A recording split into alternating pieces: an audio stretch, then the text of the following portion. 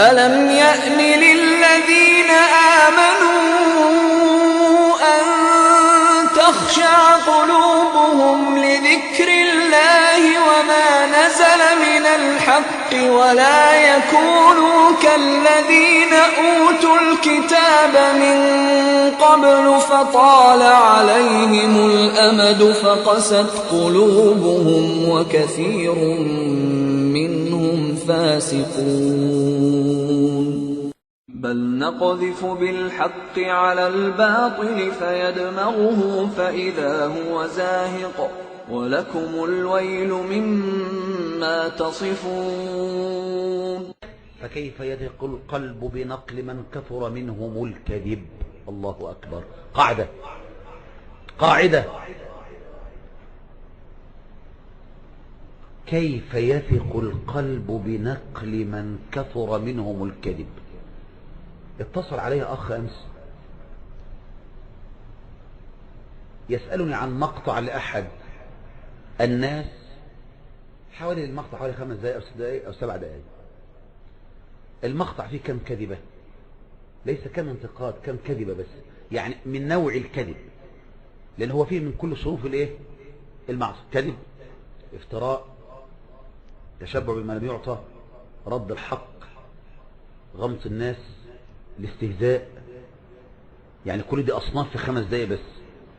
لكن من الكذب فقط كم؟ هذا يؤازر الإخوانيين، كذب. هذا يؤازر التكفيريين، 2. هذا لم يلقى الشيخ الفلاني مرة أو مرتين أو بعض، كذب. ولربما شرح بعض رسائل المبتدئين، كذب. ولعله لم يكن يحضر حتى، كذب. وكان معلما، كذب. بل كان معلما. وفرق بين المعلم والمعلم كما بين الثرى والثريا. وحدث ولا حرج، ده بند الكذب. هذا بند ايه؟ اسمه بند الكذب. 5 دقائق بس، اكسبريس، 5 دقائق فقط. لكن تعال الى الاستهزاء والسخرية واللمز. معلم.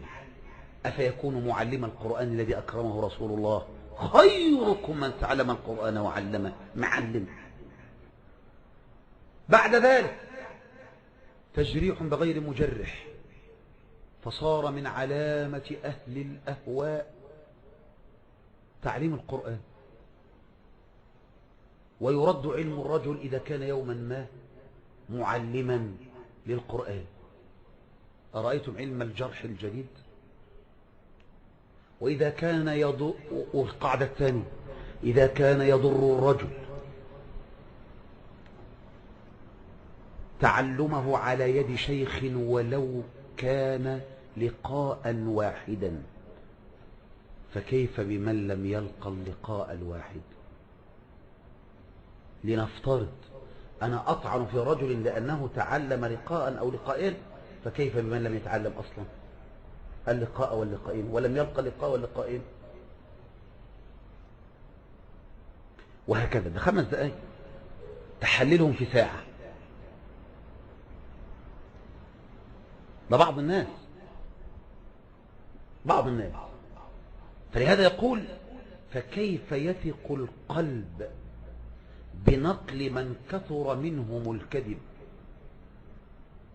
يا كذبة، كيف يثق القلب بمن ينقل الكذب ويكثر منه؟